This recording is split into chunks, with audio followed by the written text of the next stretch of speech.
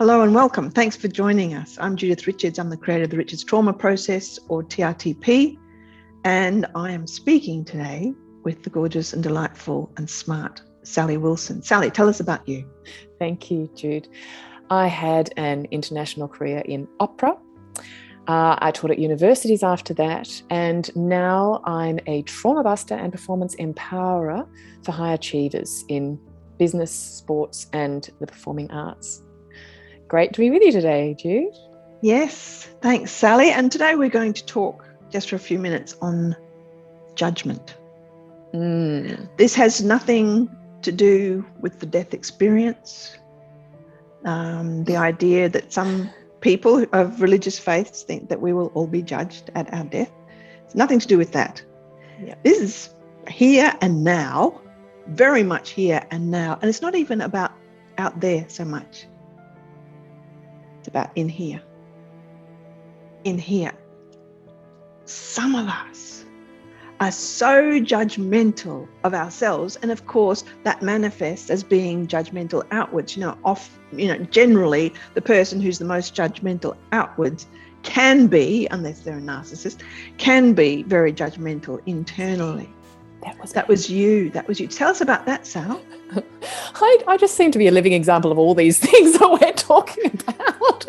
Isn't that great? And you happen to be right here, so you can tell us all about it.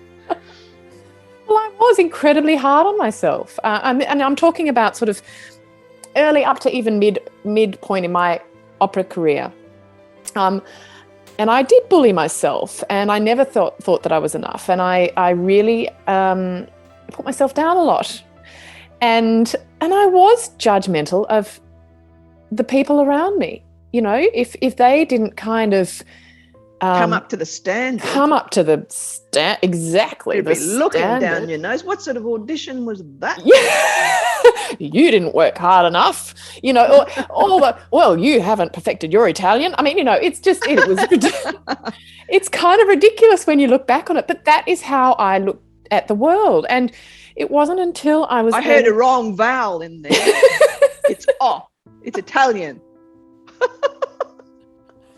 But it just doesn't, it doesn't allow for creativity. It doesn't allow for joy. There are so many things that are just stymied by that kind of judgment. And we're not talking about looking at our performance and thinking, I wonder how I could improve that. Or looking at ourselves and thinking, I think I could find more joy in that. Or I think I could, work on this.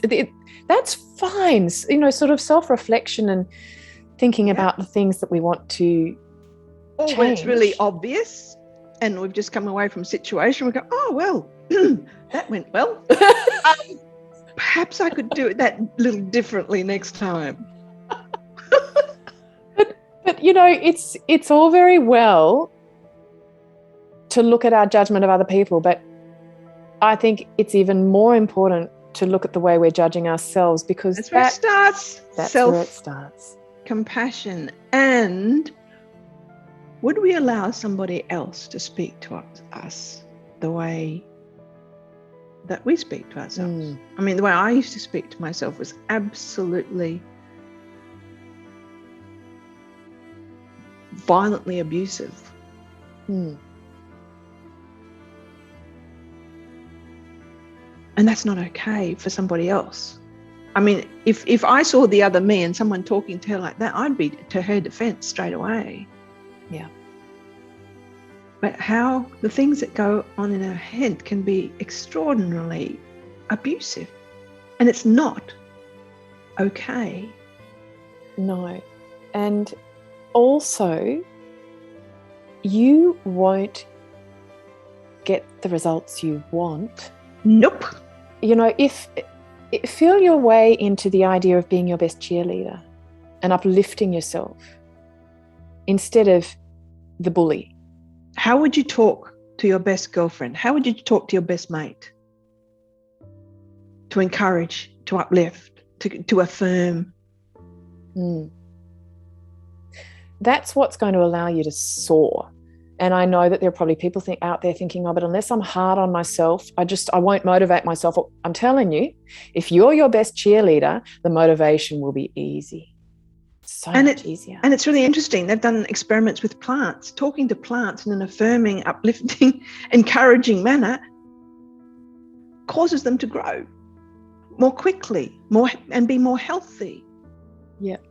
Our words impact, our thoughts impact our physiology. We have to create the environment in here that will allow us to thrive and not cut ourselves off at the knees. And that's where it starts. And how do you do that? Well, the way that I know to do it is with the Rich's trauma process, and even the first steps of that, which change our identity. What's an identity? It's built on these ideas that we take on up until the age of 7 from people in authority, like the grade 1 teacher who says you'll never amount to anything, you're stupid, or a situation seen through our little person's eyes. You know, little person, something goes wrong in the family. Oh, it's my fault. It's my fault. I'm not enough. If only I did better, things would be better. So, but it's worth exploring in whatever way you're going to explore it, because this is foundational. And the Heart Math Institute, which I know we're both fans of, Jude. Yes. They have a term for this. They call it compassionate latitude. Ooh.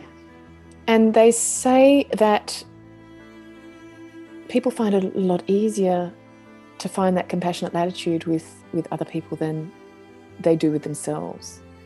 Yeah. So maybe the first step is just to observe. What do you think, Jude? Yeah, to become aware of what's going on in our own head, because we are not the voice in our head. I'll say it again, we are not the voice in our head. A lot of people think, well, that's who I am. No. Have you ever stood back and thought, oh, wow, I keep thinking along that line. I keep thinking that thought. I wish I'd stop thinking that thought. Or I keep behaving like that. I wish I'd stop behaving like that. But we are the observer, observing how we think, observing how we behave. That's who we really are. We are the observer, not the voice. And we can actually change that voice. We can change the voice. We can change the thought. We can change the behavior, because we are so much more powerful than we ever imagined. And it's not that kind of power.